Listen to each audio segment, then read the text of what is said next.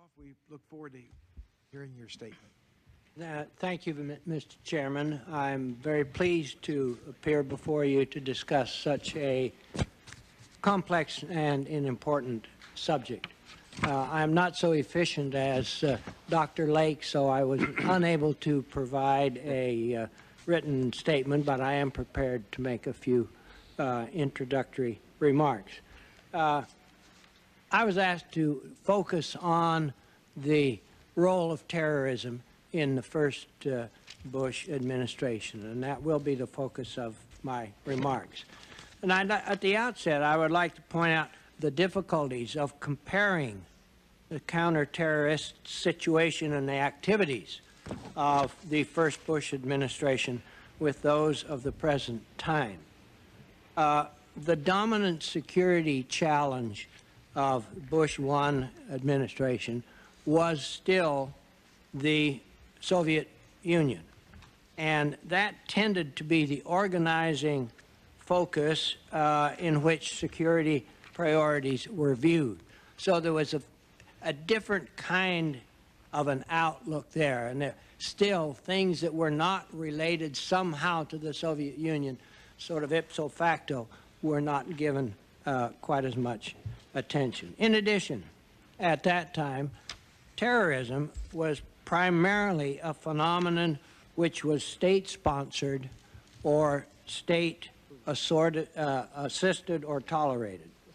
And therefore, it was natural for us to think of deterring or dealing with terrorism primarily through the sponsor than through with the terrorist organizations directly, where things like deterrence and so on would have some impact.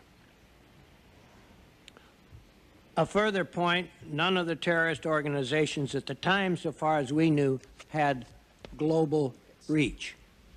This meant that while U.S. persons, U.S. interests, and U.S. assets were not immune from terrorist attack, the United States homeland, in effect, was. And that certainly colored how terrorism was viewed. Terrorist organizations appeared to be either broadly regionally or issue related. And even though Hezbollah was thought to be behind many of the terrorist acts that occurred during the Reagan administration, the acts themselves seemed to be relatively independent and uncoordinated events rather than part of a overall strategy. Indeed, at the time, there were some terrorist experts who argued that terrorist acts were less an attempt to create damage or to kill people, and they were to call attention to the issue which the particular terrorists supported. And I have no idea whether that is really true, but that would be another distinction with the present. As compared to the Reagan administration, which we succeeded, the incidence and the severity of terrorist acts diminished significantly during the Bush I administration. There was nothing, for example, comparable to the Beirut embassy bombing, Kuwait embassy bombings, nor the Marine barracks.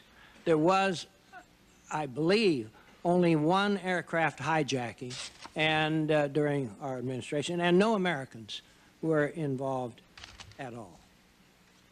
Nevertheless, there were terrorist activities which compelled a focus on the terrorist problems. And there are two issues which stand out in my mind. The first is Pan Am 3, which occurred technically during the Reagan administration, but on the 21st of December, 1988, so that the fallout was almost entirely in the Bush administration. And the second was the issue of hostages in Lebanon. I followed the Pan Am 103 problems closely. I received periodic briefings on the investigation, and the effort which led to Libya and away from Syria and Iran, who were the first suspects, was, in my mind, a product of brilliant analysis and investigation and had appeared to be the result of very close coordination between or among CIA, FBI, and the British. The hostage problem was one which we basically inherited. In the decade beginning in 1982, there were some 30 Westerners kidnapped in the Middle East. When we came to office, I believe there were about 8 hostages being held, most apparently in Lebanon.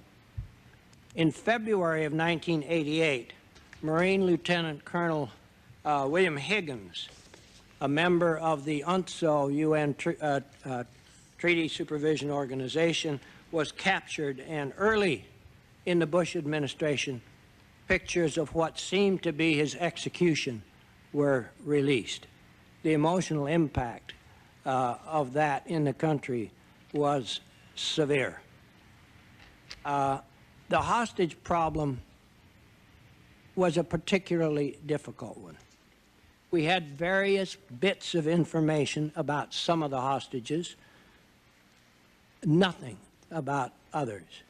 We considered various ideas for trying to rescue the hostages, but the intelligence was never adequate to make the risks appear reasonable. And I'll comment in a moment further about that. In the early 90s, we saw the emergence of a fundamentalist or Islamic fundamentalist movement, which became suffused with the terrorist threat. It entered the political structure of a number of countries in the Middle East, so that the character of terrorism was now changing. It was assuming, for example, possibility, terrorism, fundamentalism, capturing the political structure of different countries, in addition to the typical Hezbollah-like terrorists. And this was an entirely new thrust, and one of the best examples of that is Algeria. In 1992, the fundamentalists threatened, the Algerians were having a 2-stage elections. After the first stage, it appeared likely that the fundamentalists would capture the Algerian government.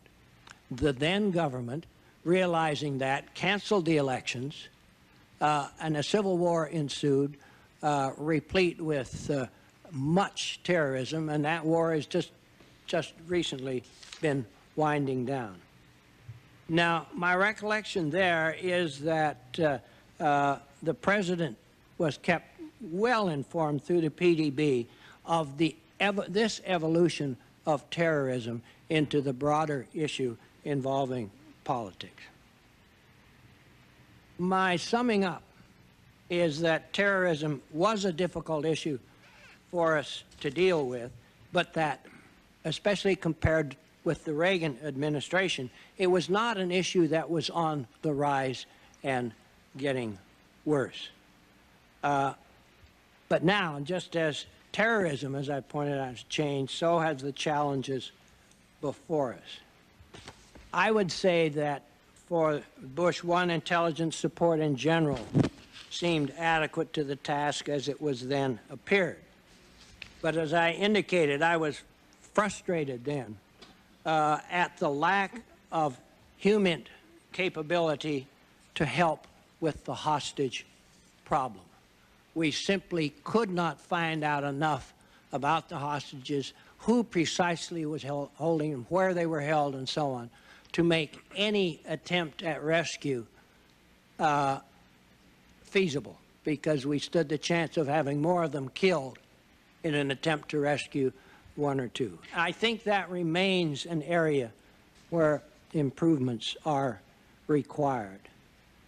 The war on terrorism is, in my mind, primarily an intelligence war, and we badly need an improved capability to get inside terrorist networks if we're to deal with that problem.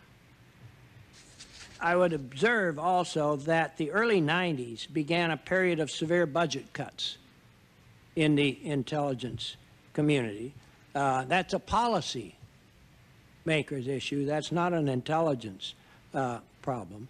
And that also hampered the ability of the intelligence community to make the transition from the focus on the terrorist threat to that of a world nurturing terrorist activities. And I think that was particularly the case in HUMINT, which had been, to my mind, fairly exclusively focused on the Soviet issue. And human capability in other areas was sparse, and making that transition was made harder. One last thought about the changed nature of terrorism, and that is its global reach. I believe that that change exacerbates the bifurcation of the intelligence community, the bifurcation being the U.S. border and intelligence collection and activities outside the border versus inside the border. It was not so much of a problem during the Cold War and in the immediate post-Cold War world, when most of the problems we faced, intelligence problems, were overseas, were out of the country. So with the exception of a couple of counterintelligence cases, when we did run into this bifurcation, it was a manageable problem. The borders, so far as the terrorists are concerned, have gone. There is no distinction for terrorists between inside and outside the United States. And I think that makes much more serious the division that we have in between the CIA and the FBI.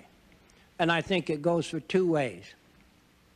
First of all, when you have to have a handoff between any two bureaucracies, there is a considerable loss of efficiency, even if they get along very well. I'm not suggesting those two do not, but that is in itself, it makes the problem more difficult, and some of the things that you all are looking about 9/11 are clearly a result of that bureaucratic difference.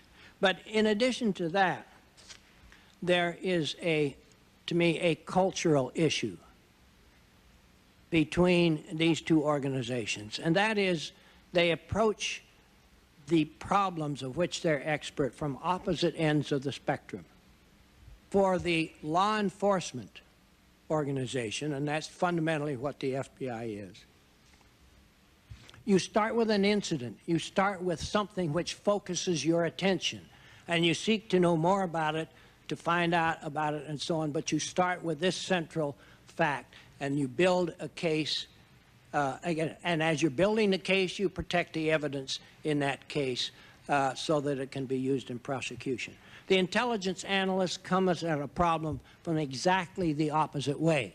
There are a lot of little sort of disconnected things going on in the world, and the analyst looks around and he says, is there a pattern here somewhere that I can discover that will lead me to be able to prevent something from happening?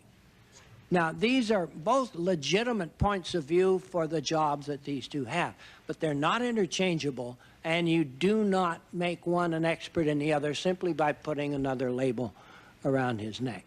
And I think that is one of the fundamental problems that we face in the community today.